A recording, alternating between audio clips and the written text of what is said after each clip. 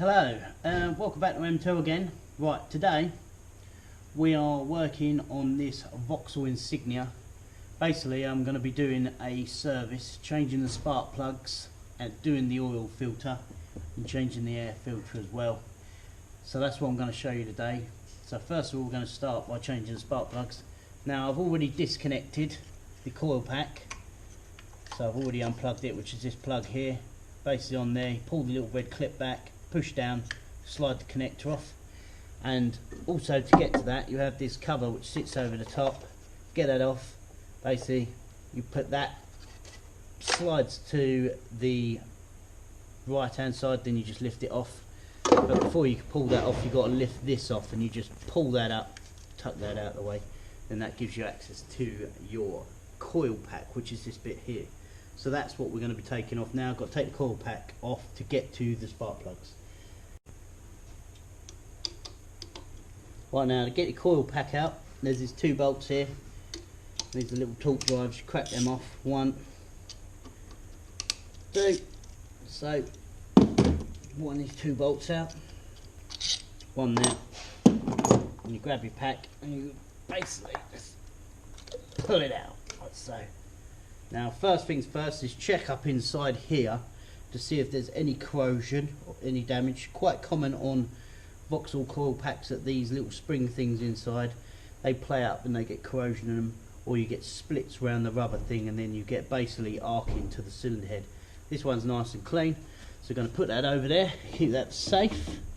And now what we've got to do, spark plugs all down here. Always good to take spark plugs out whilst your head is hot. Right, got my extension bar, 16mm socket on the end. Got that down over the spark plug.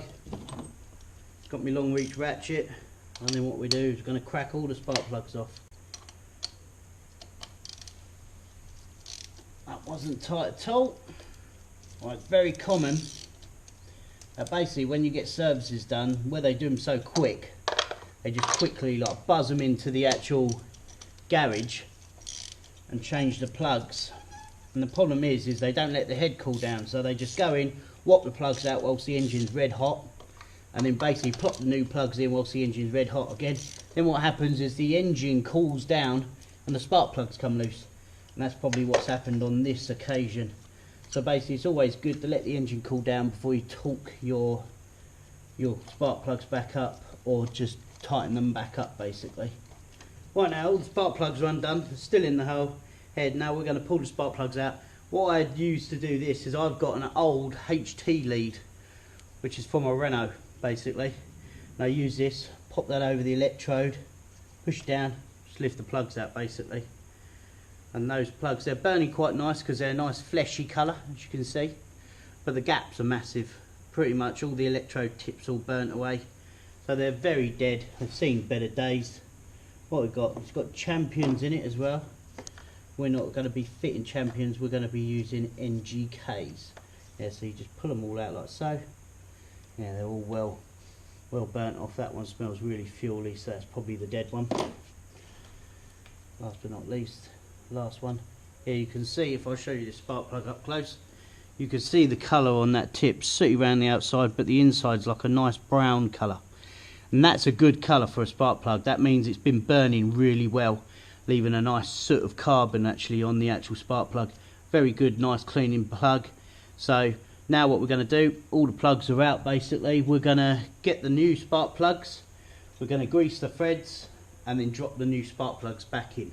Yeah, so basically now we've got the new spark plugs here, going to be fitting these new spark plugs.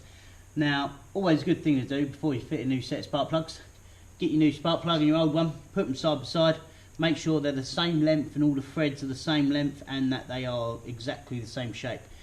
Because if you have a spark plug which is slightly longer, it will protrude deeper into the actual cylinder and it can go through the actual top of the piston, which is very bad news. As you can see, I'm going to show you here with the old and the new together. You can see the difference in electrode gap. One's massive, one's tiny, so that's why she's been misfiring. So now what we're going to do is we're going to drop these new spark plugs in. Got a bit of copper grease here, and slap a bit of copper grease on the thread, to make sure that they don't grab or seize into the head, just to make sure that they move in and nice. And then get an old spark plug like so, and then basically drop that down into the cylinder head and screw it in. When you put spark plugs in as well, it's always good to actually screw them in some way by hand, just to make sure that they've taken into the threads nicely, because the worst thing you want to do is actually just quickly drop it in and then go for the winding and then cross thread your spark plugs and destroy the thread in the cylinder head, because you will not be very happy. So that one's in now. Got to repeat that basically another 3 times. I've just wound them in finger tight. Once I've got them all back in, I'll fire the video back up and I'll show you me pulling them all up. Right, now that's them all screwed down finger tight. If you don't have obviously a HT lead handy, you can also use a bit of 6mm fuel line. It tucks over the electrode of the spark plug quite nicely, or a bit of 8, and then it'll slide over the body, and then you can use that bit of fuel line to basically drop the spark plug in and do it up. Whatever you do, I have seen people before, they get the spark plug and they drop it into the cylinder head. Now that's not the best thing to do, because obviously if the spark plug goes in at an angle and the electrode tip clips the side of the cylinder head, it will close the gap up on the spark plug. Even worse, it can damage the electrode, and the electrode can then fall off into your cylinder head. So never drop your spark plugs into your cylinder head. Always fit them with, like I said, long nose pliers, anything like that. Even an actual spark plug socket, which have the little rubber insert so you can pull them in and out. The only reason I don't use them is I find that you pop them on, and then a good few times as you pull them off, the socket stays on the end of the spark plug, and then you're there trying to fish the actual socket off the spark plug. So I just use a standard 16mm long reach socket to put my spark plugs in. Now what we're going to do is we're going to pull them up now. Now these spark plugs, you have 2 different types of fitting into cylinder head. You have what's called a compression washer type, which is what this one is, which has got this basically this washer on. As you can see there's a washer. And then you have chamfer, like taper fittings. Now basically if you have tapers, you'll just go straight for the pull straight away. But on a compression washer, you have to actually compress the washer first. Now basically, normally spark plugs are done up to about, I normally find about 15 Newton meters, but they vary from car to car. All I do is I just pull them in and just be a bit gentle. Sometimes what I do, like this ratchet's quite long, so all I do, rather than tightening up that back here, I put my hand right near the head, and then I just give it the old 1, 2, like that. Pull this one in, but it's pretty much the same with all of them. Just so 1, 2, 3, 4, 5, 6, like that. You don't have to wring the neck off them, you just have to tighten them up, nip them up tight. Coil back in, just push it down over the top, boom, like so. 2 bolts, 1, 2, connector on. There it goes. Push the little yellow retainer security clip in. There we go. Now what we do, we tighten her up. Same again. Just a little tweak like so. Don't go wringing the heads off them. That's that. Now we get our eco cover back on, and oh, one clip in. There it goes. Pop. That's on. Put the side connector back on. Push that down. Spark plug's done. There you go. Now what we're going to do, next job, air filter. Next job is the air filter, which is here.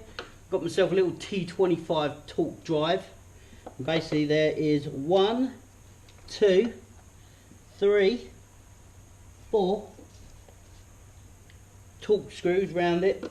So basically undo these torque screws.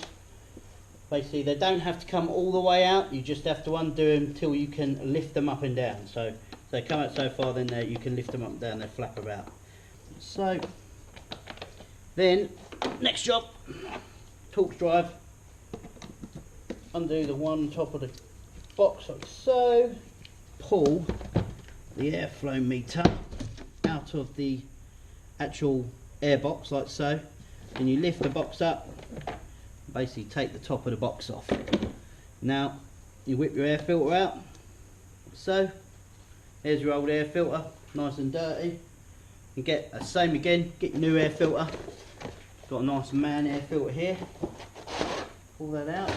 Should be exactly the same size.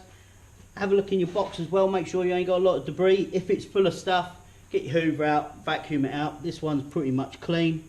So now we're going to put this in, that back in like that, throw the old filter away, get the box again, pick the intake pipe up, insert the back down, and then drop the actual main air filter box back down. Now basically what you've got to be careful of is sometimes the screws try to snag up. And simple as, put it back down, get your drive key, screw the screws back in. One. Right, bit of info for you. When you actually do your airbox up, these screws just go into soft plastic. So if you try to tighten them right up, you'll just strip the plastic out of the airbox. And then they'll never do up again. And they'll just spin around and won't even clamp the airbox up. So literally you just got to turn them up, and then it's just literally a matter of like, just do them up until they take and hold down. If you find when you come to do your airbox that someone's actually been really nice to you and actually pulled the threads out of the airbox, what I sometimes do, because you don't want to go be buying a new bit of airbox because it costs a fortune, is if you take the screw out altogether and then get yourself a drill bit and drill through the hole, just open it up a tiny bit, you can pass a cable tie from the top through to the bottom, zippy tie them together, zippy tie it up, and it'll hold the box together. Or the other option you can do, you can drill it out and put a bigger bolt in. Because it's only plastic, so all you've got to do is get a heavier duty self tapper and tap it together. But if you haven't got any self tappers to hand, nice little cable tie through there, zip it up, pull the box down, seal it up, and we put the top in here, pop, that goes back in, do the Jubilee clip back up, like so. Right, bit of info for you. When you actually do your airbox up, these screws just go into soft plastic. So if you try to tighten them right up, you'll just strip the plastic out of the airbox. And then they'll never do up again. And they'll just spin around and won't even clamp the airbox up. So literally you just got to turn them up, and then it's just literally a matter of like, just do them up until they take and hold down.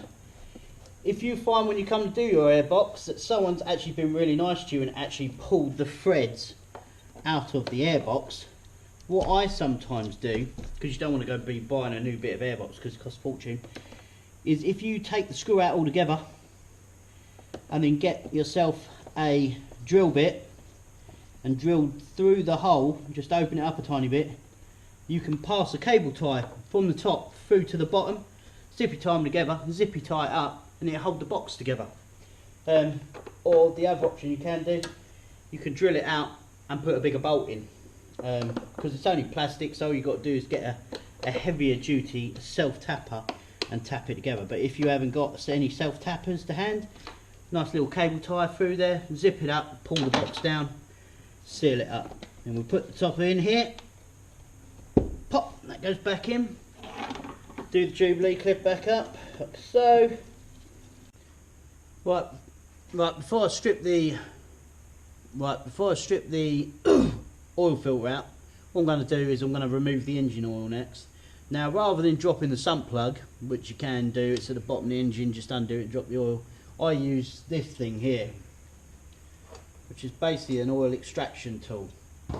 Now basically what I do, pull the dipstick out, so,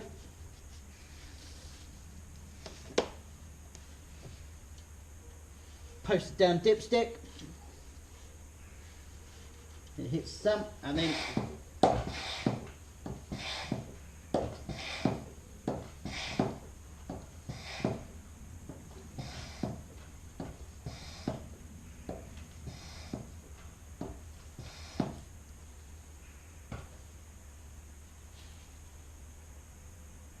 pump it out like so. Right, next we're going to take the oil filter out. The oil filter's down here. This is the oil filter housing. This is the cap. 24mm socket on the end of a 1/2 inch ratchet. Whack that on there, crack it off and undo it basically. Right, now it's undone, lift it up a little bit, but don't take it right out. Now I'm already dropping oil already. All over the floor, all over everything. Oh, lovely. Right, so anyway, normally if you lift it up slowly, you can avoid the mess. Unfortunately on this one, it was not so. So there's the filter. I grabbed that. Right, now here it is. This is the filter that I pulled out, and that is in a very bad way. Basically what it is this car hasn't had an oil change in a very long time.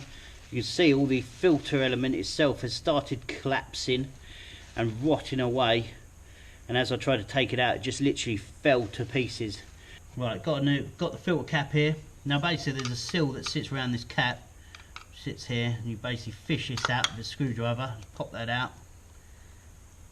So it comes out in the bin. Get your new seal out of your filter box. So your new filter comes with an O-ring in. Put that filter on, that gasket, that round O-ring on. Get oil from wherever. I just nick a bit out the filter housing or out the old filter cap. Basically rub that round there, get your filter in the hole, pop, clip it on. That's the filter now built, ready to rock. Okay, you can see the filter housing down here. Filter with oil, you've got to wipe oil around the O-rings to stop it from basically snagging.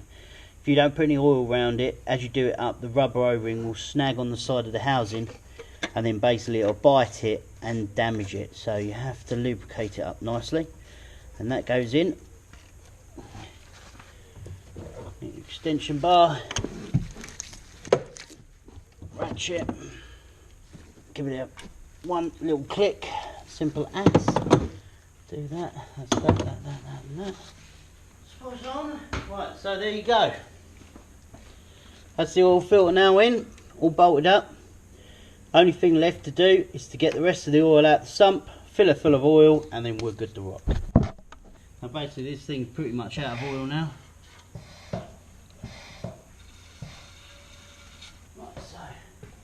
All the oil out of it now. Put my dipstick back in here. Right, so next thing, so the filter's done, oil filter's done, spark plug's done, air filter's done. Only thing left now is to fill the thing full up of oil. So anyway, I hope this has been helpful, and if it has, please like and subscribe to my other videos and share them about. Thank you very much.